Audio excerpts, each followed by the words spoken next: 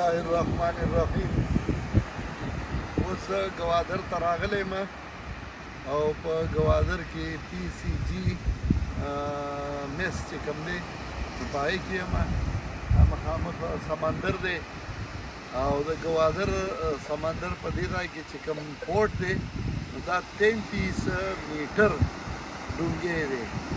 د دوبۍ هغه چې دی نو هغه 9 میټر دی. دغسې نور چې دی نو هغه کم کم دي او دا 33 میټر ډونګی دی.